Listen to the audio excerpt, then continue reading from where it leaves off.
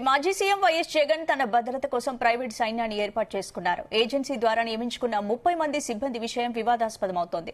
ప్రతిపక్ష నేతగా ఉన్నప్పుడు పాదయాత్ర టైంలో ప్రైవేట్ భద్రతా సిబ్బందిని పెద్ద సంఖ్యలో జగన్ నియమించుకున్నారు. ఇప్పుడు మాజీ అవడంతో పాటు అసెంబ్లీలో ప్రధాన ప్రతిపక్ష హోదా కూడా వైసీపీకి దక్కలేదు. ఇకపై జగన్ ఓ మాజీ సీఎంగా, సాధారణ ఎమ్మెల్యేగా మాత్రమే కొనసాగాల్సి ఉంటుంది. దీనికి అనుగుణంగానే ఆయన భద్రతలో మార్పులు చోటు చేసుకోనున్నాయి. ఈ టైంలోనే ముందస్తుగా ప్రైవేట్ సిబ్బందిని జగన్ సిద్దం చేసుకున్నారు. సీఎంగా ఉన్న టైంలో తనకు తన కుటుంబ సభ్యులకు రాష్ట్రంలోనే కాదు దేశంలో విదేశాల్లో ఎక్కడైనా భద్రత కల్పించేందుకు స్పెషల్ సెక్యూరిటీ గ్రూప్ ను ఏర్పాటు చేస్తూ ఒక చట్టాన్ని జగన్ తీసుకొచ్చారు. ఇలా ఒక సీఎం తన కుటుంబం కోసం ఎస్ఎస్జీని ఏర్పాటు చేసుకోవడం దేశంలోనే మొదటిసారి. జగన్ ఇలా చట్టాన్ని తేవడంపై విమర్శలు వినిపిస్తున్నాయి. జగన్ భయంతోనే ఇలా ప్రైవేట్ సెక్యూరిటీని నియమించుకున్నారని మండిపడుతున్నారు అధికార పార్టీ నేతలు.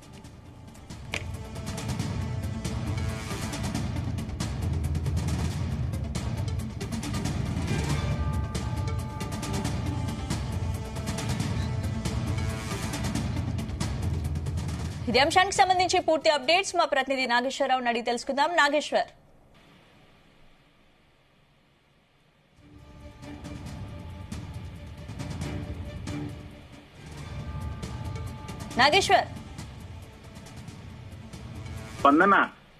స్పందన మాజీ సీఎం వైఎస్ జగన్మోహన్ రెడ్డి భద్రతకు సంబంధించి రాష్ట్రం మొత్తం కూడా చర్చనీయాంశంగా మారింది. ఏదైతే రాష్ట్ర ముఖ్యమంత్రిగా జగన్మోహన్ రెడ్డి ఉన్న సమయంలో తన భద్రత గురించి స్పెషల్ గా ఒక జీవో తెచ్చుకొని మరి భద్రత పెంచుకోవడం పట్ల కూడా రాష్ట్రం మొత్తం చర్చనీయాంశంగా అయింది. ఇలా ఒక ముఖ్యమంత్రి కూడా చెయ్యొచ్చు అనేది రాష్ట్ర పరిధి దాటి దేశం మొత్తం కూడా చర్చనీయాంశమైంది అనటంలో ఎటువంటి సందేహం లేదు.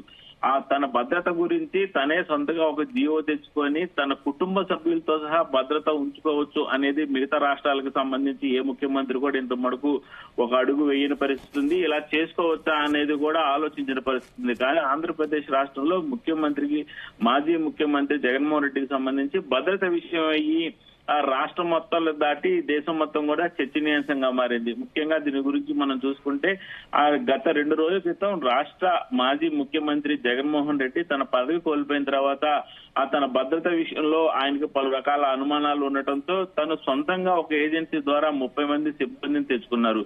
అయితే ఈ నేపథ్యంలో 30 మంది సిబ్బంది కూడా ఉదయం కొంతమేర తాడేపల్లి పరిసర ప్రాంతాల్లో తిరిగి సమయంలో కొంత అలజడి వాతావరణం జరిగింది. 30 మంది సెక్యూరిటీ ఇక్కడ ఎందుకున్నారండి. తర్వాత కొంతసేపటికి వాళ్ళకి మాజీ సీఎం జగన్మోహన్ రెడ్డి క్యాంప్ కార్యాలయంలోకి అనుమతి లభించడంతో వారందరూ కూడా మాజీ సీఎం జగన్మోహన్ రెడ్డి క్యాంప్ కార్యాలయంలోకి వెళ్లడంతో కొంత అలజడి అనేది తగ్గుముఖం పట్టిన సందర్భం. అయితే ఒక్కసారిగా 30 మంది భద్రతా సిబ్బందిని జగన్మోహన్ రెడ్డి ఎందుకోసం నియమించుకోవడం అనేది కూడా చర్చనీయాంశంగా మారింది. గతంలో ముఖ్యమంత్రి కాకముందు జగన్మోహన్ రెడ్డి పాదయాత్ర చేపట్టారు. పాదయాత్ర చేపట్టినప్పుడు కూడా భారీగా భద్రతను తెచ్చుకున్నారు.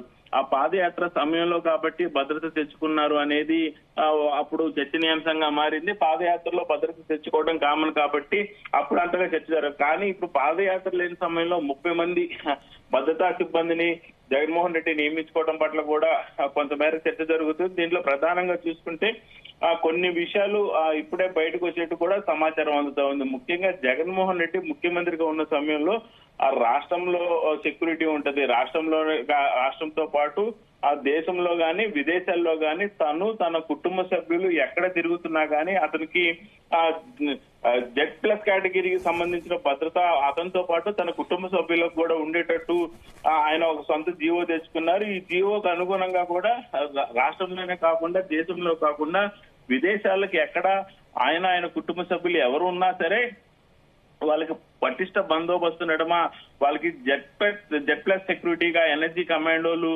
నియమించుకునే విధంగా ఆయన ఒక చట్టాన్ని తెచ్చుకున్నారు. ఈ చట్టం పరిధి ప్రకారం కూడా ఆయనతో పాటు కుటుంబ సభ్యులు అందరూ కూడా Z+ కేటగిరీకి సంబంధించిన సెక్యూరిటీ మొత్తం కూడా వాళ్ళకి స్పెషల్ సెక్యూరిటీ గ్రూప్ ని ఏర్పాటు చేస్తూ ఒక చట్టాన్ని తీసుకొచ్చిన నేపథ్యంలో వాళ్ళందరూ కూడా తన కుటుంబం కోసం ఎన్ఎస్జీని ఏర్పాటు చేసుకోవడం దేశంలోనే మొదటిసారి అనేది కూడా మనకు తెలుస్తా ఉంది. జగన్ ఇలా చట్టాన్ని తేవడంపై కూడా పలు రకాల విమర్శలు వస్తున్నాయి. గతంలో చంద్రబాబు నాయుడు, రాజశేఖర్ రెడ్డి, అలాగే రోసయ్య, కిరణ్ కుమార్ రెడ్డి ఇలా తెలుగు రాష్ట్రాలకు సంబంధించి పలువురు ముఖ్యమంత్రులుగా చేసినప్పుడు కూడా ఎవరికి ఇలాంటి ఆలోచన గాని ఇలాంటి విధి విధానాలు గాని ఎక్కడ లేని పరిస్థితి ఉంది. అలాగే ఏదైతే కేంద్రం కేంద్రానికి సంబంధించిన పలు రాష్ట్రాల్లో బీజేపీ అధికారంలో ఉన్నా సరే, కేంద్రం సపోర్ట్ ఉన్నా సరే, ఏ రాష్ట్రంలో కూడా బీజేపీ పాలిత రాష్ట్రాలు కానీ, కేంద్రంలో కాంగ్రెస్ అధికారంలో ఉన్నప్పుడు కేంద్ర పాలిత రాష్ట్రాలు కానీ ఏవి కూడా ఇట్లాంటి అధికారాన్ని వినియోగించుకొని స్పెషల్ కేటగిరీ ఎనర్జీ కమాండర్స్ ని కుటుంబానికి కూడా దేశంలోనే కాకుండా విదేశాల్లో కూడా ఉండే విధంగా చట్టం తీసుకొచ్చిన దాఖలాలు అయితే ఎక్కడా లేవు స్పందన. Right, thank you Nageswaram.